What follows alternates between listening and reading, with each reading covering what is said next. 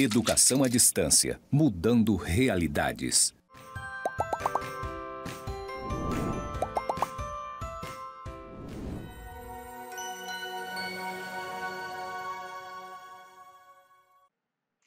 Olá, bem-vindo à disciplina de Metodologias e Estratégias do Ensino de Artes.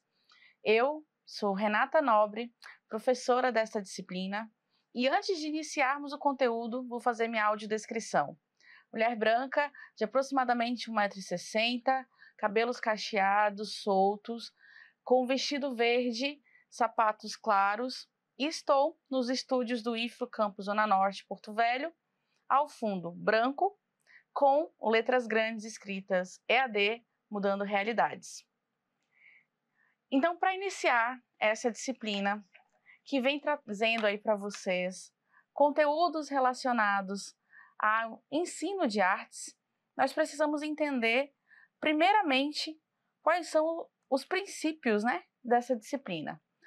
A proposta da disciplina é estudos das metodologias e estratégias de ensino de artes, integrando teoria, história e prática artística, utilização de materiais naturais e acessíveis como recurso pedagógico, fazer uma reflexão sobre a origem da arte, seus principais métodos e movimentos, e um planejamento de atividades práticas e inclusivas para diferentes níveis da educação básica, considerando a educação infantil, o ensino fundamental e a educação de jovens e adultos. O ensino de artes, é uma das disciplinas mais inclusivas que nós temos. É uma disciplina que consegue fazer com que cada um demonstre as suas habilidades a partir de ações, de práticas que podem aí contribuir para a expressão de sentimentos.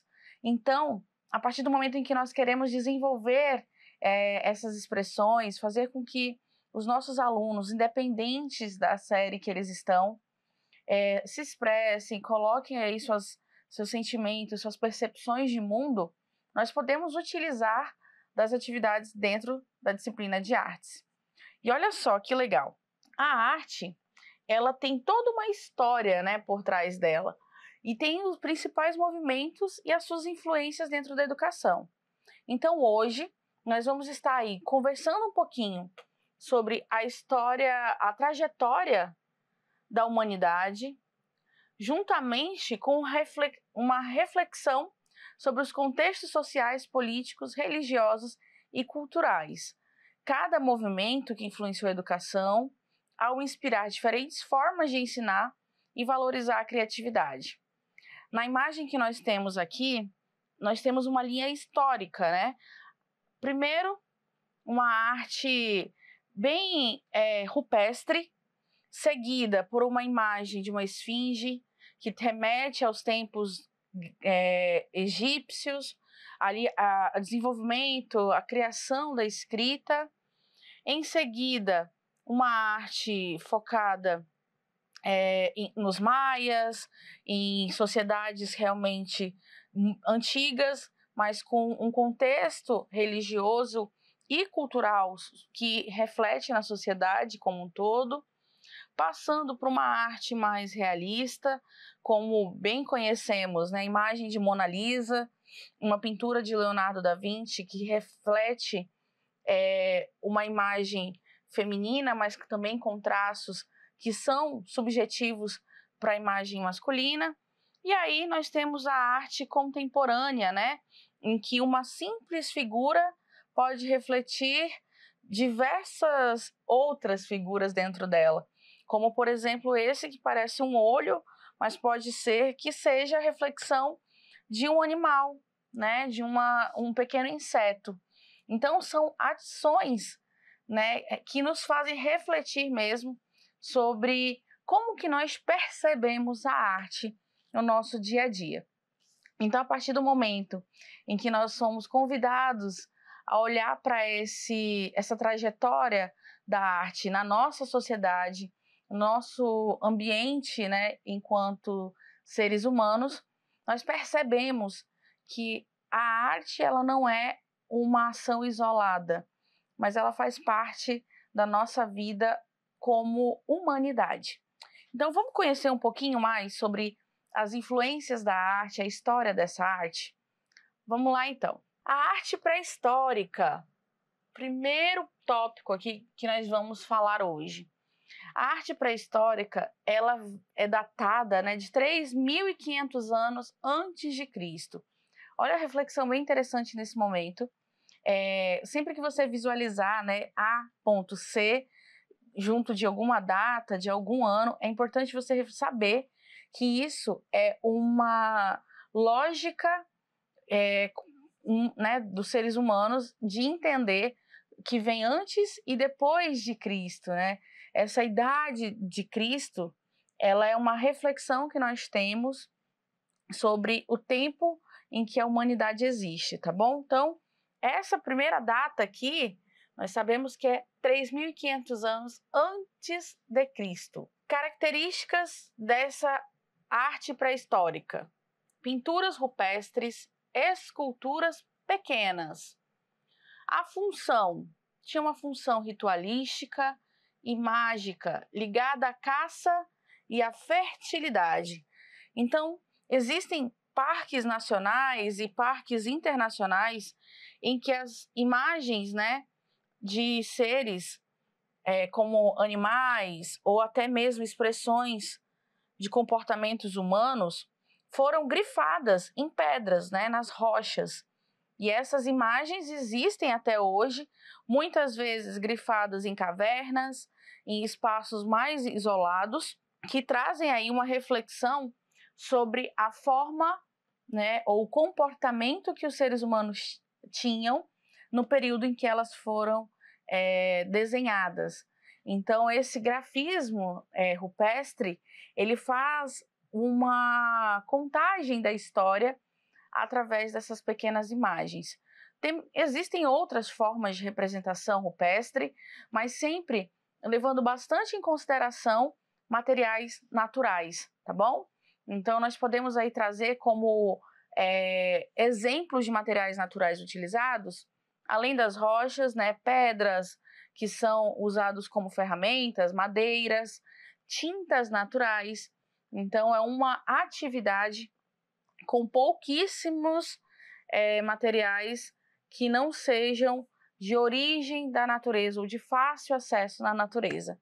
Até porque quando nós falamos de idade rupestre, nós estamos falando de uma sociedade realmente que estava em processo de civilização, se assim podemos dizer, tá bom? Vamos lá para o próximo. Arte da antiguidade. Quando nós falamos em antiguidade, nós já falamos de um período mais próximo ali da idade, do início da contagem da idade de Cristo, né? Dessa parte da nossa história que é contada e que foi realmente construída pelo cristianismo. Então, nós trazemos aqui a arte egípcia, entre 3.500 a 30 anos antes de Cristo. E olha as características bem legais que a gente vai comparar nas imagens. Na primeira imagem que nós temos aqui, eu estou aqui circulando a primeira imagem para vocês prestarem atenção nela e nas características que eu vou pontuar. Simetria, hierarquia das figuras, arte funerária, pirâmides e tumbas. Primeira coisa, simetria. Vocês observam aqui, linhas bem definidas. Aqui nós temos a imagem de dois seres que estão bem alinhados, né? Como se fossem duas pessoas simetricamente alinhadas. Hierarquia das figuras. Percebe-se esses que podem caracterizar pessoas de uma sociedade mais nobre, diferente, comportamento, altura diferente de outros que estejam com uma característica mais voltada para aqueles que serviam. Então, existe sim essa hierarquia como uma representação mesmo da sociedade, enquanto realmente quem estava detendo o poder e aqueles que estavam ali servindo aos detentores do poder, tá bom? Então, nós temos aí características básicas desses desenhos da arte antiga em relação aos egípcios. Já em relação aos gregos, uma sociedade também muito importante culturalmente para nós, temos aí 1.100 anos a 146 anos antes de Cristo, que tem a segunda imagem aqui como uma representação.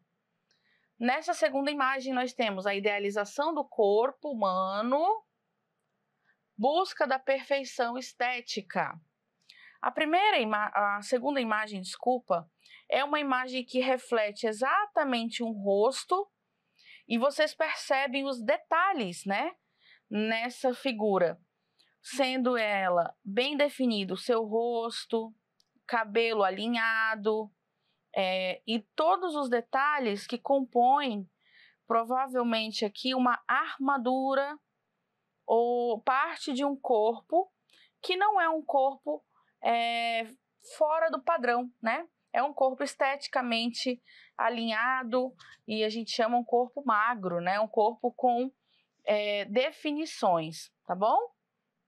Que é justamente uma das características principais da Grécia, que era esse culto estético pelo corpo, pela beleza, pela forma como o corpo era exposto, e quanto mais, né, firme, mais definido, ele era muito mais endeusado, tá bom?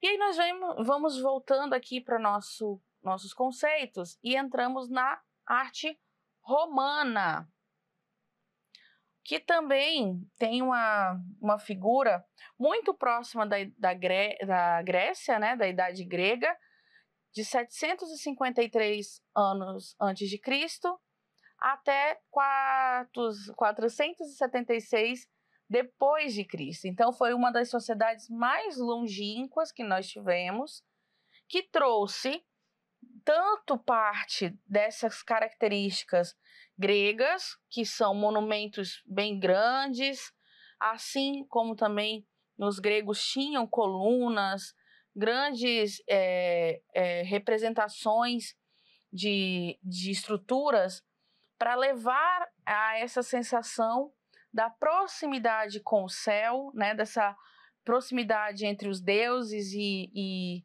as divindades e os detentores do poder, né, os imperadores. E aí se traz aqui também um culto, que nem na segunda imagem, ao corpo e também ao realismo, aos retratos, à arquitetura monumental, como Coliseu, aquedutos, enfim. Se traz aí uma referência sobre a forma como a estrutura física dos ambientes elas eram destacadas dentro da sociedade. Então, aqueles que detinham poder, eles tinham ambientes, né, de vida mais confortáveis, com mais proximidade também da natureza, com mais na cor clara. Isso é muito importante de destacar. No período grego e romano, as cores claras, elas tinham uma representação da pureza. Então, branco e as cores claras em referência ao bege, a cor da areia, da terra mais clara, eles eram tidos como aqueles que eram puros e que tinham maior contato com as divindades e podiam ser ali parte das pessoas que tinham poder na sociedade, tá bom? Então fica essa reflexão sobre como era esse comportamento, que se você parar para analisar, é um comportamento que também aparecia no período egípcio e foi apenas sendo repetido nas outras sociedades que vieram consequentemente. E aí nós chegamos no período da arte medieval, que foi ali do século V até o século XV. Esse é um período em que a arte ela ganha contextos mais religiosos, com imagens que fazem maior reflexão e tem uma relação muito forte entre a beleza e a economia, ou seja, a forma como o poder, né, as pessoas da sociedade que tinham poder, apresentavam este poder para a sociedade. Então, quanto mais ouro, quanto mais vidros, quanto maior o monumento, mais eu apresentava o meu poder para eles. Então, olha só, na arte bizantina, os ícones religiosos eram apresentados através de mosaicos, certo? Já na arte românica, as igrejas eram maciças e pouca iluminação. Vocês podem ver nessa imagem aqui. O que refletia a iluminação para dentro do espaço eram esses vitrais, né? Esses vidros aqui, normalmente decorados, que quando refletiam luz neles, eles iluminavam o interior das igrejas. E nós temos aí o gótico, né? Que é uma característica de catedrais altas, vitrais coloridos também, e valorização da luz, mas não da luz como algo mais interessante do que a arte. Não, a luz ela era colocada para refletir as belezas dos detalhes, tá bom? Então, muitas vezes, os afrescos, né, como eram chamadas as pinturas das catedrais, das igrejas, eles tinham umas iluminações, mas iluminações indiretas, porque a beleza desses locais, dessas figuras, eram muito mais próximas do ambiente como um todo do que algo pontual. Então, nada era destacado a mais do que os outros. Todo o conjunto era importante. E aí nós passamos para o período do Renascimento, que é um período também bastante interessante entre o século XV e o século XVI. As principais características desse período são valorização do homem, perspectiva, proporção e equilíbrio. Artistas na época como Leonardo da Vinci, Michelangelo e o Rafael foram destaques, né, desse processo. O primeiro artista que foi destacado com essa imagem foi Michelangelo.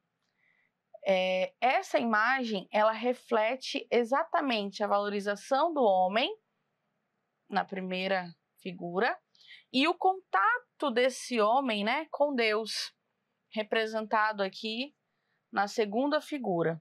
Mas percebe-se também um equilíbrio entre as figuras. O que isso significa? Ambas possuem as suas características distintas, mas que compõem toda uma estrutura da imagem. Deus representado ali por alguém que não pisa, né, no chão, que é rodeado e carregado por anjos, mas se mantém aquela característica do realismo, um corpo bem definido, cabelos, barbas alinhadas, o corpo com os seus contornos definidos, mão, braços, joelhos, pés, e aí o corpo humano, né, representado por alguém que está na terra, no chão, com o corpo exposto, nu, representando um ser humano totalmente dado ao que está vivenciando e que sempre estaria, podemos refletir também dessa forma, em busca desse contato com um ser que era tão difícil e tão, às vezes, inacessível. Então, essa é uma figura que está pintada num teto bem grande e que apresenta-se como uma imponência, né, da forma como os artistas daquela época, do Renascimento, gostavam de apresentar suas obras de forma, de uma perspectiva e com proporções de grandes tamanhos, assim, proporções realmente bem apresentadas para que as pessoas tivessem esse impacto ao visualizar esses espaços. Então, essa é uma das imagens aqui mais importantes para a gente refletir. Claro que cada uma dessas etapas, né, da arte, vocês podem refletir sobre elas pesquisando um pouquinho mais. Aqui nós temos o período barroco, tá? Que foi ali marcado do século XVII até o século XVIII. Tem duas figuras aqui bem bacanas, que são figuras que são, né, representações do Brasil, tá? Estão localizados no Brasil. Mas vamos lá. A arte barroca, ela tem características de dramaticidade, contrastes de luz e sombra e riqueza de detalhes, tá bom? Alguns artistas que são exemplos aqui, né, dessa arte são Caravaggio, Rembrandt e Aleijadinho, um artista brasileiro. A primeira figura aqui é uma igreja que está localizada no interior de Minas Gerais. Percebe-se nessa história toda, né, da imagem, uma contagem, uma dramaticidade. Cada uma das figuras é localizada formando uma cena. Se você reparar, elas estão formando uma cena, sendo essa cena um contexto, né, religioso, e tem também o contraste de luz. Olha aqui, ó, no final, aqui no porta-sino, né, aqui no cantinho, você percebe que o azul do céu é que dá o contraste nas janelas dos sinos. Então, isso é um contexto que também foi pensado na hora de se, né, arquitetar estes espaços baseado na arte barroca. O mesmo acontece na segunda cena, em que a luz, ó, você percebe que a claridade é pontual. O que é importante é destacado por essa pintura mais clara, como se fosse realmente ponto de luz focado na imagem, e aquilo que não é tão importante fica um pouco mais sombreado, mais escuro, né? Então, você vai entendendo que na arte barroca, os detalhes, eles são mais iluminados, e aquilo que pode passar despercebido vai ficando com uma sombra, com um aspecto mais escurecido. E aí nós chegamos aqui no neoclassicismo, tá? No século XVIII até o século XIX. Características, né, desse período: retomada da estética clássica, sobriedade e racionalidade. Artistas: Jacques-Louis David, Jean-Auguste Ingres. Aqui nós temos duas figuras que vão refletir sobre esse período.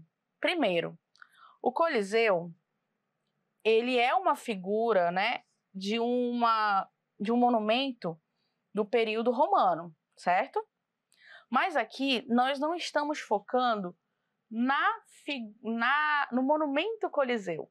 Estou focando na imagem, na foto, como ele está destacado, né, aqui, como uma figura que reflete uma estética clássica de um local que, por mais que seja antigo, por mais que tenha anos de história, é tido como um espaço clássico, com uma estética que pode ser atemporal.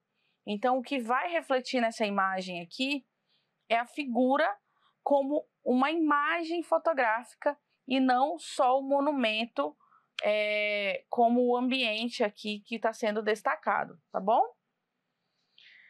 E aqui nós temos uma pintura que traz para nós a estética, ou seja, nós não estamos falando da beleza física apenas, nós estamos falando do contexto, roupa, postura, detalhes, por exemplo, flores nas mãos, com comportamento maternal, o semblante das pessoas nas pinturas são semblantes mais sóbrios, felizes, como se a vida realmente fosse um morango.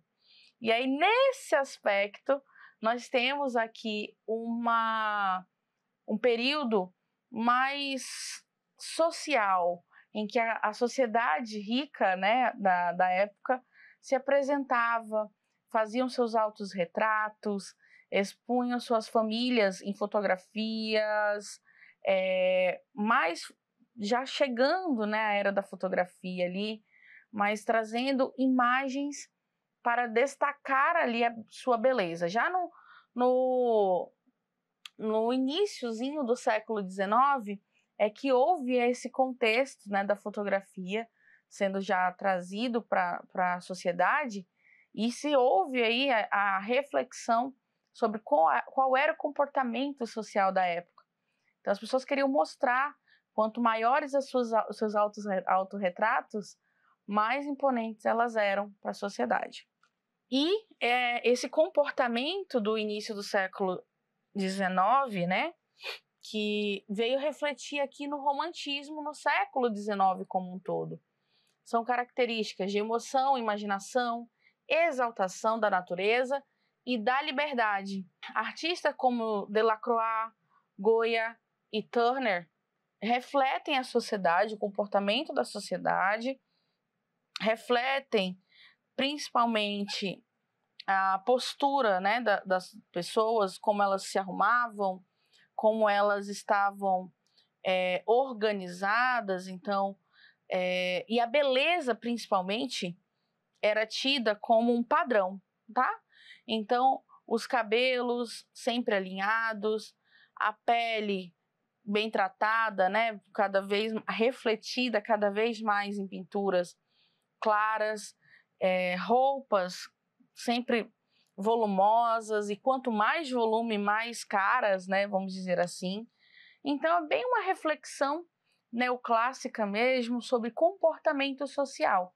Então, o neoclassicismo vem seguido do romantismo, trazendo esse olhar para o comportamento social como algo que vai não modificar, mas que vai dar padrão para essa sociedade por um longo período aí, que nós já ouvimos falar, como é o realismo. O realismo também vem sendo uma das características bem importantes, né, dessa história da arte, como um período em que a característica dele vai trazendo representações fiéis da realidade, temas sociais e cotidianos.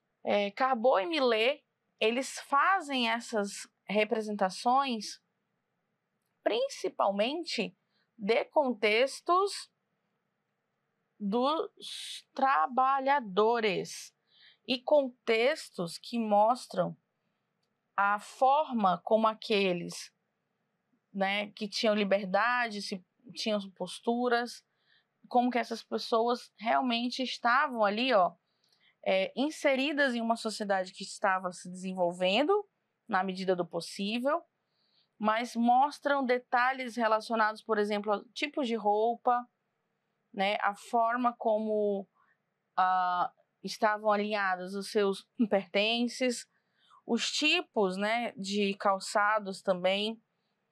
Então, tudo isso era indicado como detalhes dentro desse processo da pintura dentro do realismo.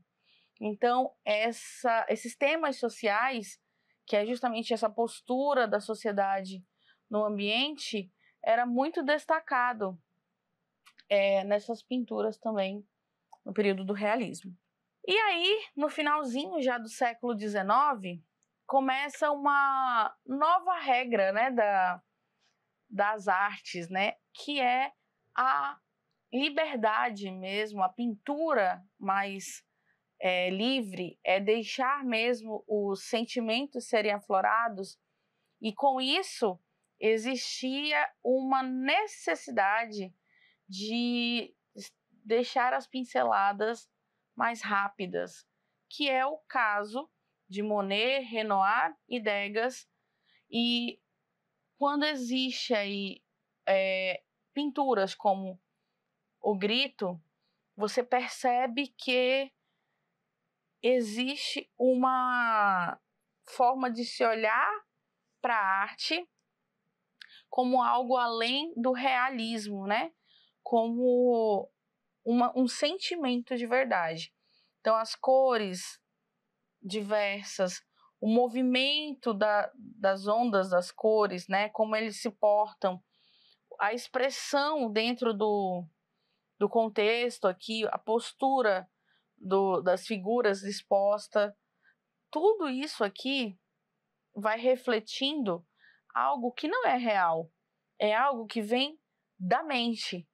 Então, essas características do impressionismo, como a valorização da luz, a pintura ao ar livre, nada mais são, né, do que uma forma dos sentimentos serem colocados para fora através, obviamente, de cor, de luz, de realmente pinceladas que não sejam tão minuciosas, mas que sejam uma forma de passar a energia para a tela, neste caso. O mesmo acontece já aqui no século XX com o modernismo. O modernismo, que é considerado uma expressão de arte, de misturas de sentimentos, de vontades. Nós trazemos dentro do modernismo o expressionismo, que é uma representação de emoções intensas, como é o caso de Tarsila do Amaral. O cubismo, que são formas geométricas, Picasso, Braque. O futurismo, através do dinamismo e velocidade, Boccioni. E surrealismo, através de sonhos inconscientes, Dalí e Miró. Então, aqui nós temos uma das figuras, né, a Bapuru, de Tarsila do Amaral, tão conhecido e tão representado em outros momentos, por diversos sentimentos, né?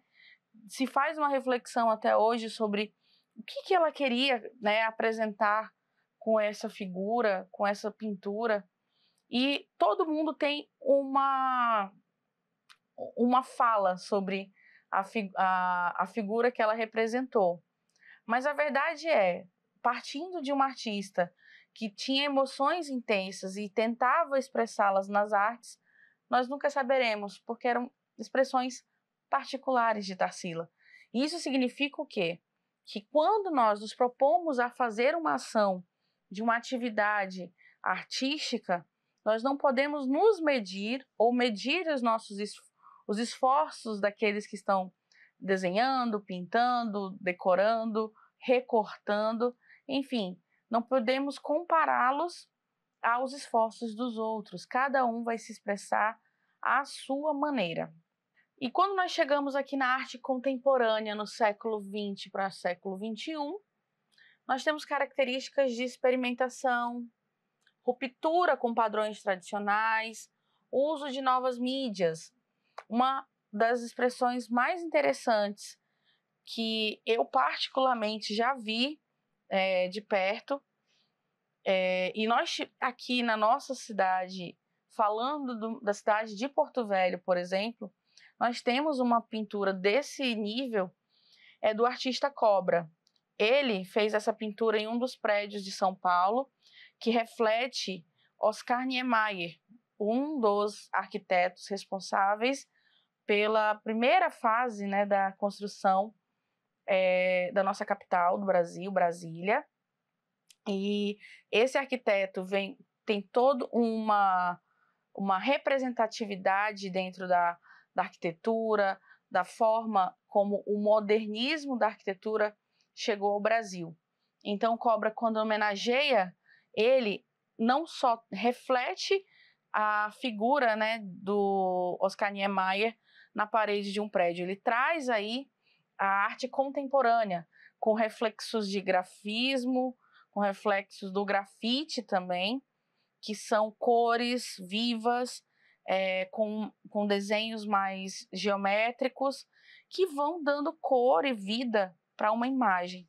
Então, essa característica, né, é o que a gente chama de street art, que é uma característica do Cobra, da forma como ele representa as suas figuras.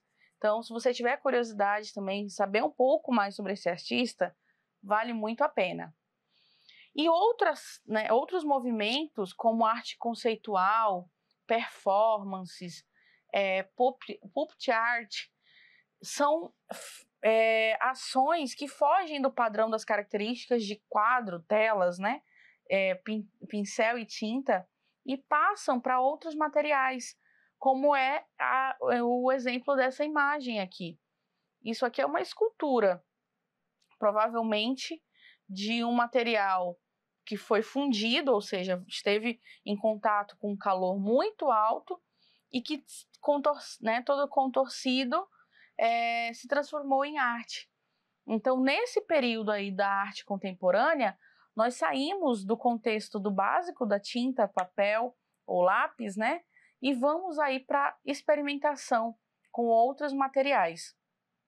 Então, a história da arte, né, fazendo toda essa reflexão sobre tudo que eu trouxe para vocês aqui, e que eu tenho certeza que vocês vão estudar, buscar um pouquinho mais de outras informações na internet, nós trazemos aqui os principais movimentos artísticos e a sua influência na educação.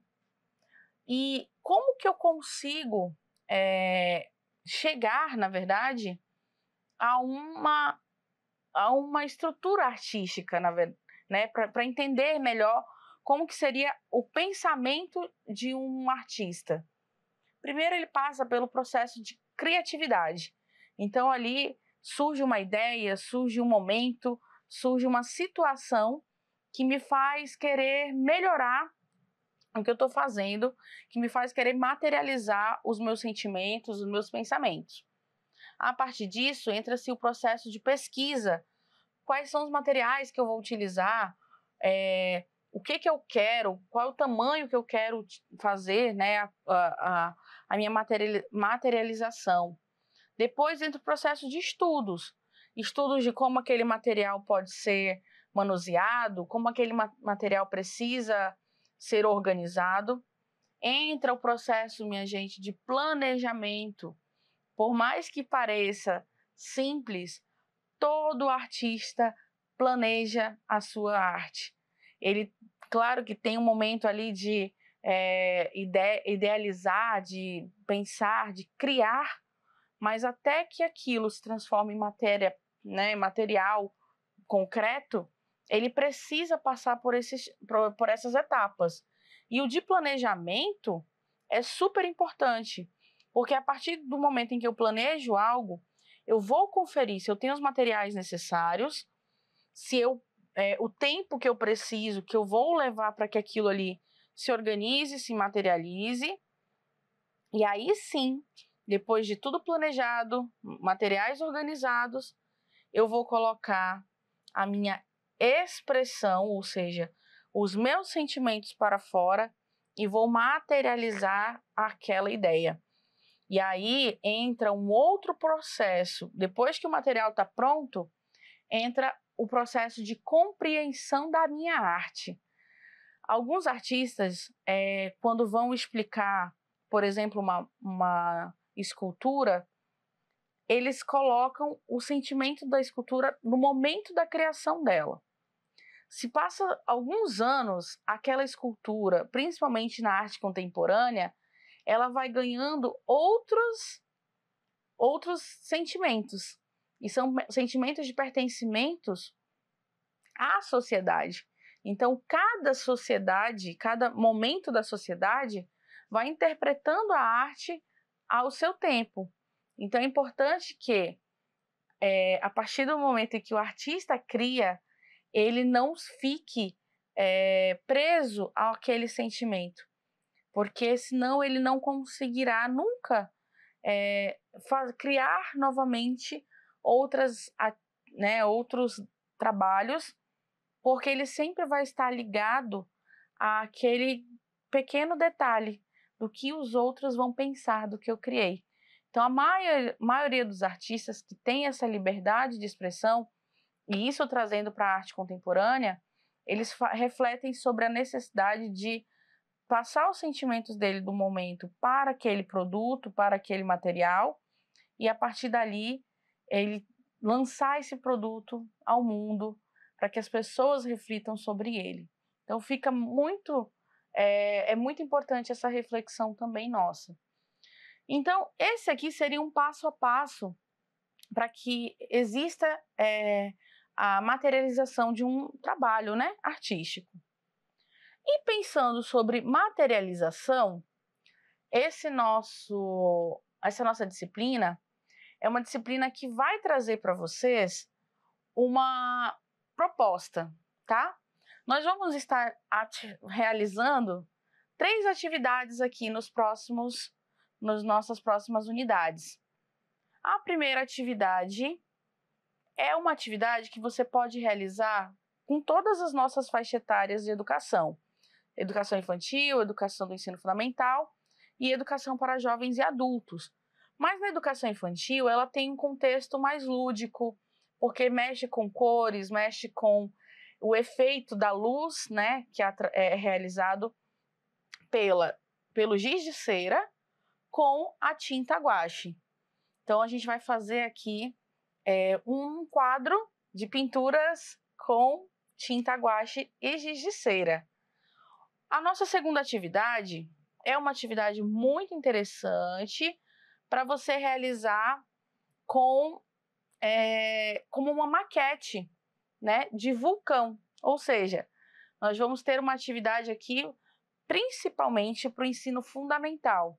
É uma atividade que vai envolver tanto artes quanto ciência e também uma organização, né, um planejamento para a execução dessa atividade.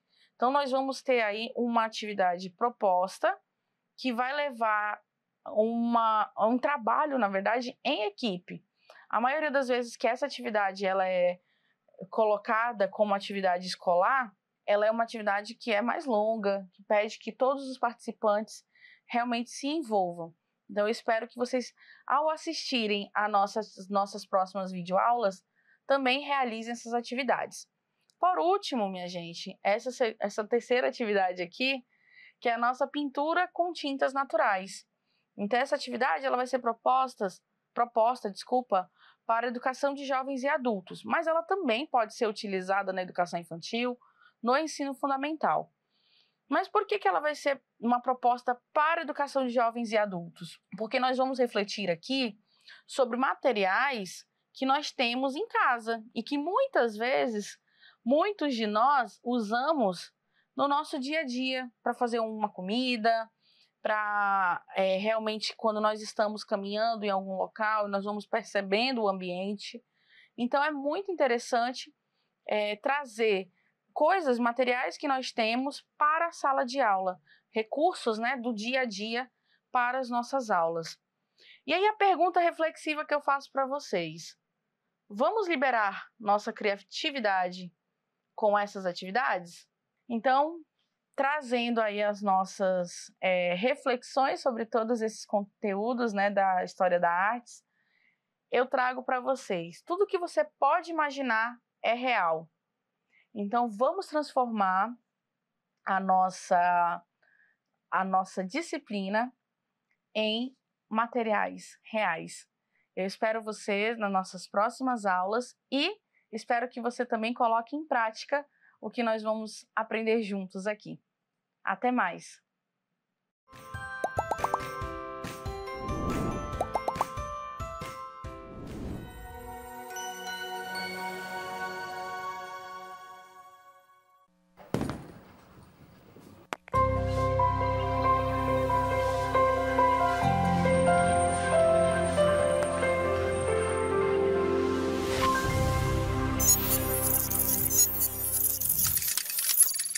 Educação à distância, mudando realidades.